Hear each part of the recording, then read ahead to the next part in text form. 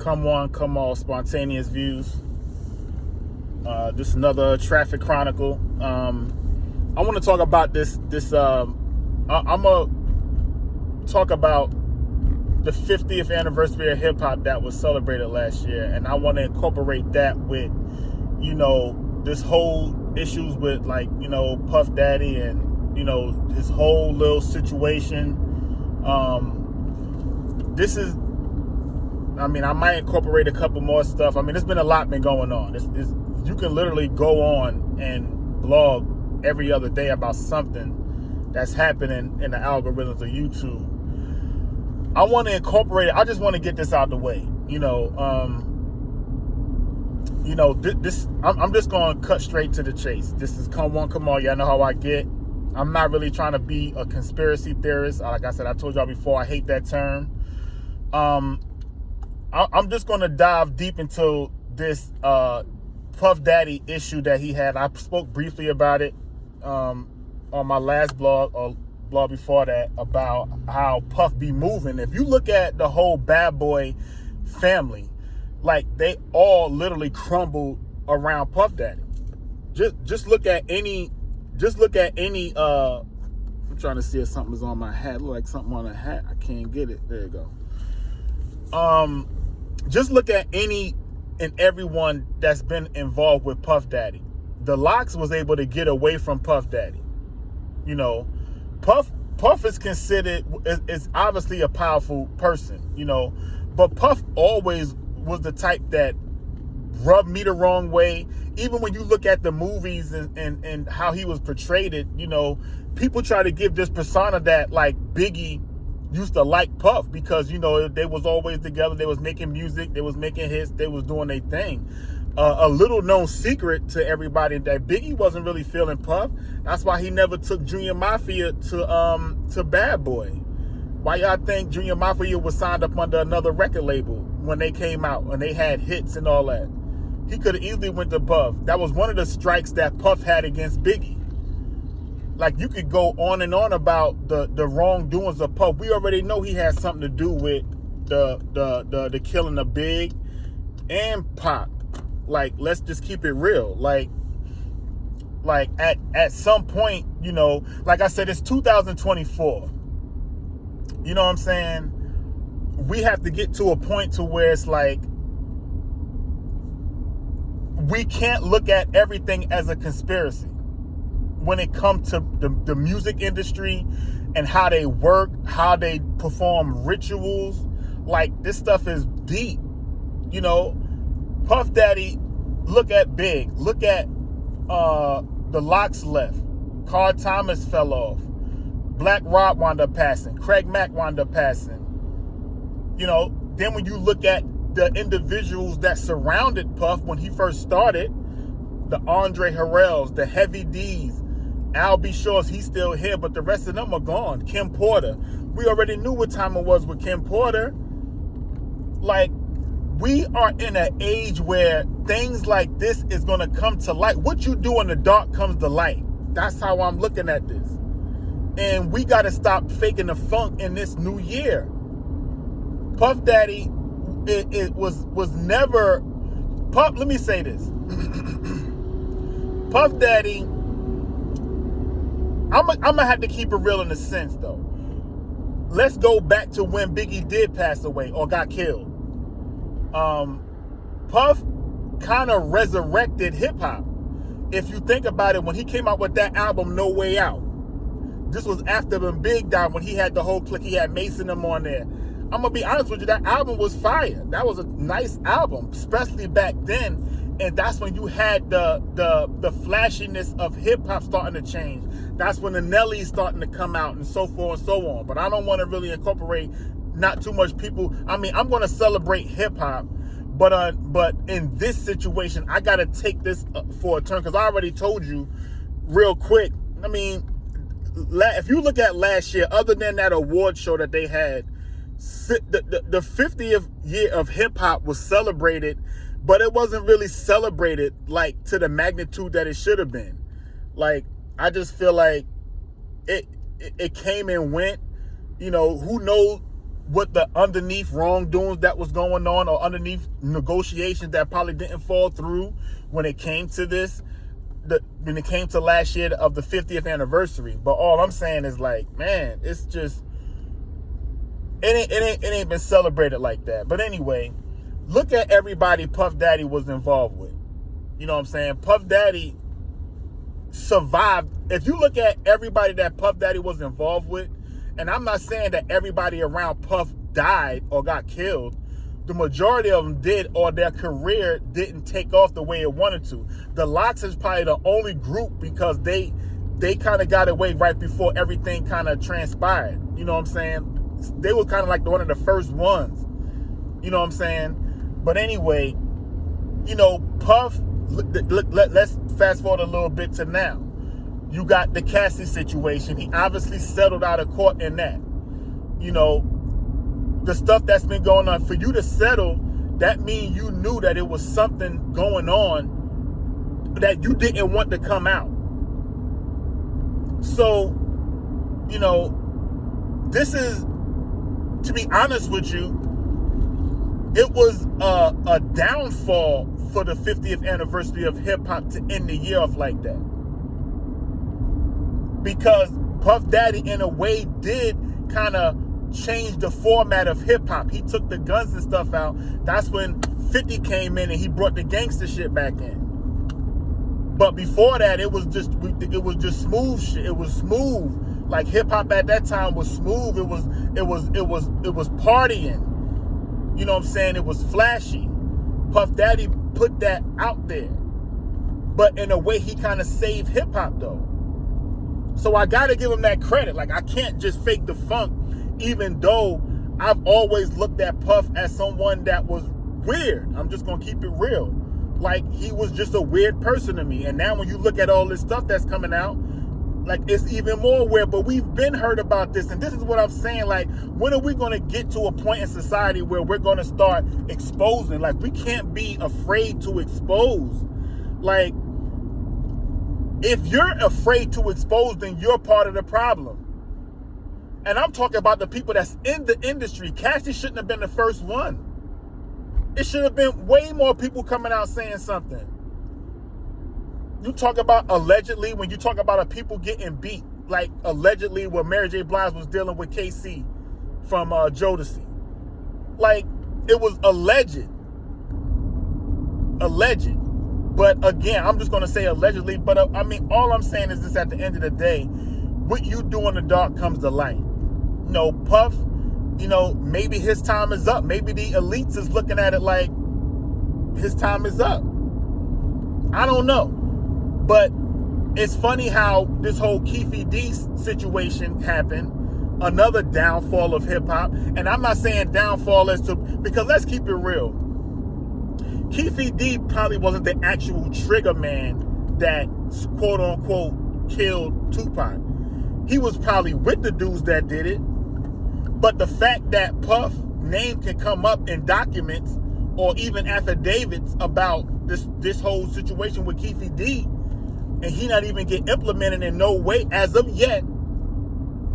As of yet. I'm just going to say as of yet. You know what I'm saying? He hasn't been implemented in any type of way that I've heard about. Now let's go to the situation with TD Jakes. And I'm not here to bash anyone or anything. Like, I'm just speaking from what I'm hearing in the news. Regardless if it's alleged, I'm just going to say alleged. You know, at some point in time, we as people, especially colored people, at some point in time, we have to look at, or we can't look at everyone in a light of as being godly. Now, I'm not taking nothing away from no one that's involved with this situation, but we can't continue to ignore, like Eddie Long. Like, we ignored that because he was the man of God, y'all say. But I don't think God would allow that to be in a man and then you blame it on the same book that, you know what I'm saying? But anyway, I don't want to make this into a biblical conversation, so that I'm trying to really, not really take it there. I'm just going to try to just focus on the point at hand and basically then put it in a nutshell. You know, TD Jakes, from my understanding, I don't see any reasoning for him to be at a Puff Daddy party, unless he was there to pray over the food. Or I mean, I don't know. And again, I'm not really trying to make this out of trying to be jokey about it, but I am trying to bring some humor to it, because it will be very detrimental for the black community or the black church community for any type of scandal to come out against TD Jakes. Let's keep it real. See, I'm all about keeping it real in 2024. I can't keep faking the funk, you know what I'm saying? Because that ain't doing nothing for me. And it damn sure ain't doing nothing for you. You know what I'm saying? We got to stop faking the funk. You know, when we hear stuff like this, we can't turn a blind eye. And we can't fall on deaf ears. We can't keep doing that. It's a whole nother. If we want change, we got to think with change. We can't allow characters like Puff Daddy, and I'm calling him a character because he's not human, especially for the things that he's been accused of. He's definitely not human. And again, I'm not really trying to bash. I'm just giving you my perspective of what I'm hearing and what people are falling on deaf ears and not talking about. I know they hear it. People hear it, but they're falling on deaf ears. And that's the problem. We can't keep doing that, because you can't expect change, but you're not willing to change. You're not willing to be a voice in that moment. A lot of people, like, other than YouTube, you really don't hear nothing about the whole situation, even though he went and spoke to his congregation that same week after all the scandals came out. He went there and said, even if something did come up, all I have to do is repent. He said this. Go back and listen to TD Jakes' sermon after the scandal that week. I think it was 2 weeks ago, 2 Sundays ago sermon that came out. He said that. Even if he said it. I didn't say it verbatim. I'm probably paraphrasing. But he said in those words, that's what he said. And again, we fall on deaf ears. He literally said, what did he say? Even if anything was to be found or anything was to happen, all I got to do is repent. That's all he said. All he got to do is be washed away. If that's the case, then you could go out here and just do whatever you want to do and just repent. You know it ain't that easy. Again, the question I have is, what other reason, or what will be the reason for TD Jakes to be at a Puff Daddy party? I'm not taking nothing away from him. I respect everything TD Jakes have done as far as his messages and to lead people into God or whatever God, you know, Jesus. All I'm saying is he's done his part, but you can't be tiptoeing through the tulips doing other stuff. That's all. You can't present yourself as being godly and you doing devilish stuff. That stuff comes to light. So, you know, I'm just going to put the whole and this is going to lead me to the other hot topic of the beginning of 2024. But I'm going to conclude with Puff Daddy like this. You know, I'm just going to say, what you do in the dark come to light. And whatever you've been doing, you know, if it's godly, then you will be rescued. If it's not godly, then you will not be rescued. And I'm just going to leave it like that. The same way with TD Jakes. I'm not going to just emphasize on him because there are others. They just haven't been talked about or caught, I should say. You know, but we got to stop turning a blind eye, especially in the black community, because we make up the church makes up the black community. And we can't allow stuff like this to happen and then we turn a blind eye and then we expecting, you know, changes in the community. No, if you got somebody like that in the community, how are they going to benefit your kid, your child? How? Come on, man. The reason why this is a segue to I'm just going to congratulate the 50th anniversary. I just want to leave it like that. It's a lot more I can say, obviously, but I want to segue to this Katt Williams thing. And the reason why I wanted to incorporate this is because a lot of people call Katt Williams crazy. The same thing they do with Kanye West. They call people crazy. be like, yo, don't you know they try to vilify? And I don't even want to say, because you're not really a villain. You could say a martyr, but you're not really a martyr either, because you're just telling the truth. The point I'm trying to make is that why every time somebody talks truth, they always got to be on drugs? Y'all got to understand, the media portrays this kind of stuff. They give off that person. They're going to talk about you in a negative light. You think if somebody is really out here telling the truth, that they're going to glorify them? They're going to magnify their platform? No, they're going to try to tear them down. They're going to try to humiliate this person. They're going to try to do anything to make things look not in that person. They're going to make them seem like they're crazy. Katt Williams went on the Shannon Sharp Club Shay Shay and dropped bombs on it. And I'm not going to really stay too long on it, but we going to talk. We going to talk. And we going to keep the same wave tone on this. This is a freelance. I finished watching it. I think it was yesterday. It's about almost 3 hours long. I just want to touch on a few things as far as the ritualistic talk that Katt Williams was talking about. Ricky Smiley. The fact that you lost your son, I can't even imagine. To even want to do a podcast, sit down with someone, literally 2 weeks. Now, keep in mind, Shannon Sharp people had to reach out to Ricky Smiley, so I can't really fault Ricky's side, because, hell, Shannon Sharp people had to reach out. You know what I'm saying? And he just agreed. Ain't no way in hell I'm gonna be on any type of podcast 2 or 3 weeks after my child died. That ain't about to happen, bro.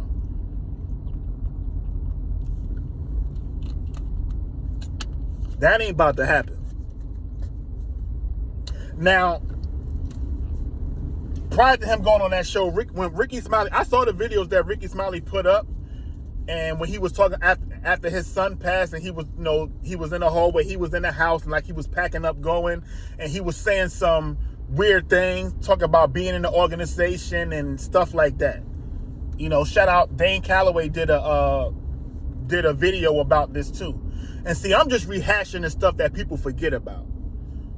I try to put it back in the forefront, but anyway, Ricky Smiley said some crazy stuff. Like I said, the fact that you were even on this panel, and yet the stuff that Katt Williams was saying, it makes sense. Now, I want to say this: the part about him saying the person being taken advantage of, I'm gonna say the R word. I don't want to say it.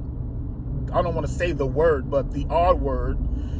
When he said that part, when Katt said that, from what I'm hearing, I saw Ice Cube's video or response to the video, and he detracted it, saying basically that was never written in the original scene. The bathroom scene with Terry Crews and Katt Williams was in the bathroom. The scene that they was talking about something was supposed to go down. Ice Cube said that that didn't happen, or that wasn't in the original script. So I gotta respect that.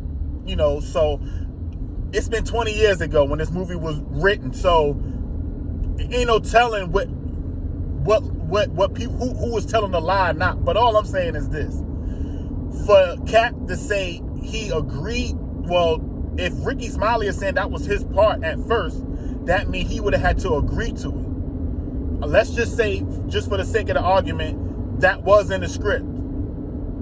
He agreed to it. Katt Williams retracted it, but because he blew the part away, he got the part anyway. And Katt Williams said he spoke. If anyone has seen the podcast, it's at 40 million views right as of today. Today's the 10th, and it's at 40 million. For him to accept it, that lets you know that it's something, like, regardless of what you're saying, when you want to feed your family, yeah, that's cool. We all want to feed our family, but we're not going to compromise ourselves like that. Anyway, to me, it was weird about when Ricky Smiley was on that video, he was shooting, and then the fact that you was doing all these videos after your son passed. You was all on IG. I was like, yo, that's weird to me, yo. and you was talking encrypted. I can't remember, because this was about, what, 7-8 months ago now that happened, when his son passed. So it's been like, I want to say, like, right before the summertime that happened. So it's just weird. Next up, Steve Harvey. You know, the stuff he was saying about Steve Harvey. The only known conspiracy about Steve Harvey was really the Bernie Mac situation. They said Steve was jealous of that's really why the whole Kings of Comedy tour was ended. It ain't had nothing to do with them being tired. Hell, that was what, 20 years ago? They was in their prime back then. You know what I'm saying? So it ain't had nothing to, I think the report was probably money, or whatever the case was, it was jealousy. And it's always been an undertone of how and why, what I don't want to say why Bernie Mac died, but how he passed away. If I'm not mistaken, I think they said he passed away from a brain aneurysm. And I'm not saying it can't happen. But I do know there are weapons out here that can cause that also. I'm just going to say that. To keep it real, I can't say he had anything to do with Bernie Mac's passing. As far as his rise, and as far as what Katt Williams was saying about Steve Harvey, it's true. I mean, for one, Steve Harvey did steal Mark Cooper's whole set. Like, I used to watch Hanging with Mr. Cooper, the comedian Mr. Cooper, Mark Cooper. And Steve Harvey literally did the same thing. So, I don't know. Like, I guess Steve looked at it as an opportunity for him at the time. I don't know. But when you couple that, and you couple the Bernie Mac situation, and I'm sure there are others, and the fact that he had a fake man unit, it's like your character is being broken now. You know what I'm saying? People are really starting to see you for who you really are. Getting married multiple times. Like, it's like now the way you're looking, you're not looking like the person that we all thought you were.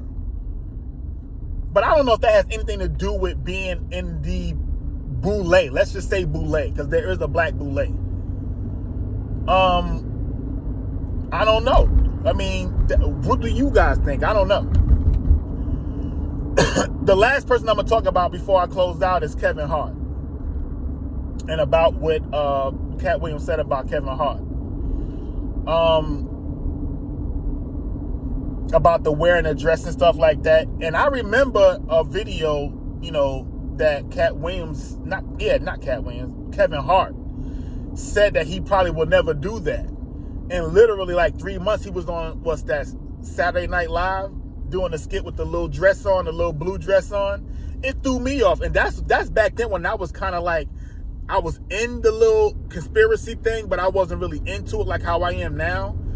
Well, not really conspiracy, just being in the knowing of things, because, you know how I am. It's, it's still flat, Anyway, the reason why, I'm gonna end with Kevin Hart is because the way, let me talk about Kevin Hart real quick. Y'all remember the car accident he supposedly had a couple years ago, when he supposedly damn near broke his back or some weird shit that happened in the I'm just gonna keep it real. That situation was Katt, man. That situation was Katt. You know what I'm saying? Like, he was not in no accident. Keep in mind, Kevin Hart has been on record, even if he was joking or not, saying that he saw a clone. He has clones. Look this up. Kevin Hart has been on TV shows, little sit-down talk shows, saying this. He's been saying this. So the point I'm trying to make is, how do we know that wasn't his clone that was in that quote-unquote accident? Even though the person didn't die. I think, I want to say his man's was, but it was just weird because maybe a month later he was up doing a movie or something, or he was out doing exercise or something. Dude, they were just damn near saying you were just in a car accident, broke their back. Then when you look at the car, it was kind of weird. Like, the car didn't really look like it was damaged to me. I mean, I don't know. You tell me. Again, I'm just rehashing the things that Katt Williams is talking about in that podcast.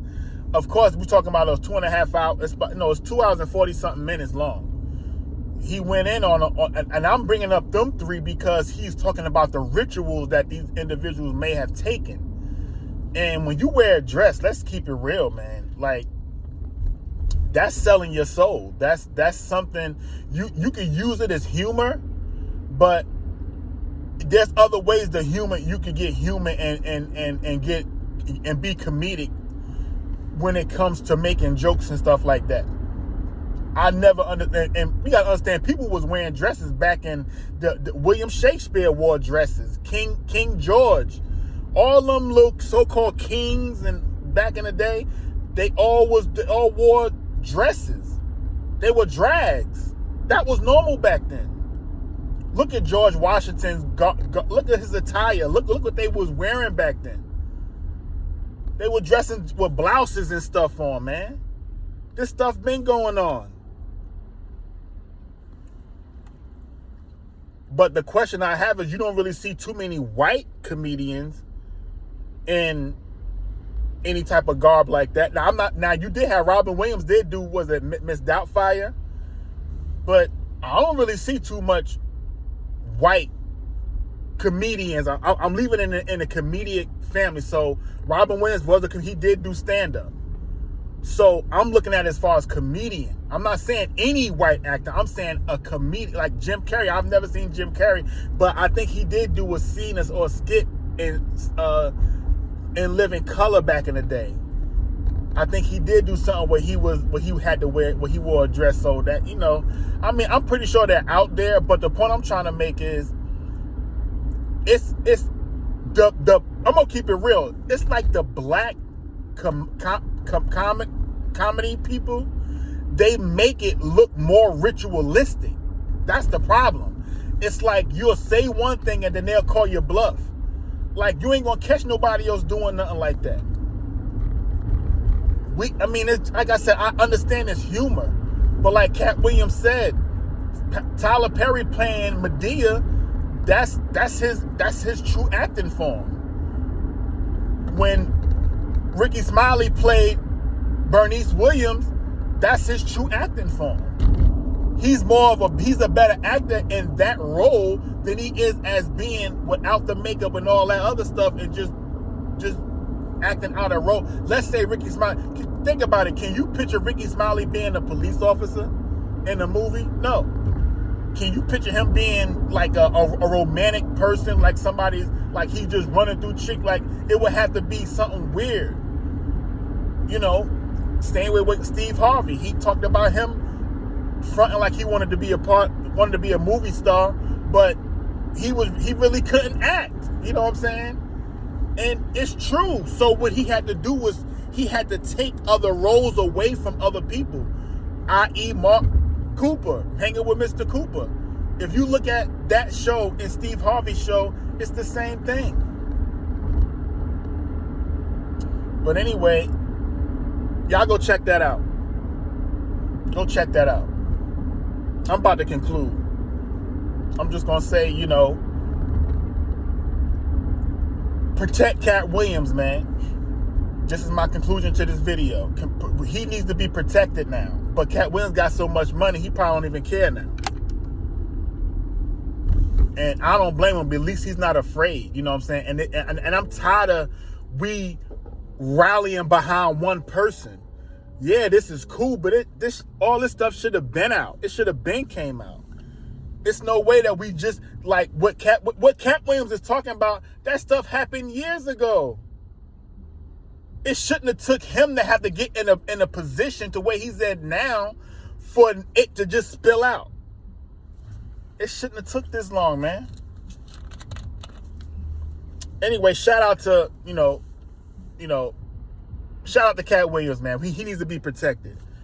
I'm going to be honest with you, yo. This is going to be a crazy year. You know, keep in mind, this is election year. And during election year, there's going to be stuff that happen that it's going to be like, whoa.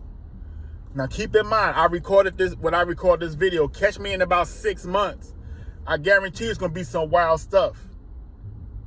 Like what we saw, or we don't even know what's been going on in Miami. The little alien, like how people not even talking about that. I ain't even talk about that one. And I'm going to be honest with you, the reason why I haven't talked about it yet is because I don't really know what direction that whole thing is going. I'm hearing some people saying it never really happened in the sense of what people are saying. My thing is, how did the aliens even get in the mall? Now you're hearing about the teens had a portal and they walked out of a portal. It's like, all right. Like I said, I haven't done too much research on that to even talk about it. Hopefully I can incorporate it in one of my next blogs, but I'm signing out, man. I'm going to leave you with this. What you do in the dark come to light, man. And the light is shining. Let's big it up. Come on, spontaneous views. Holla at y'all.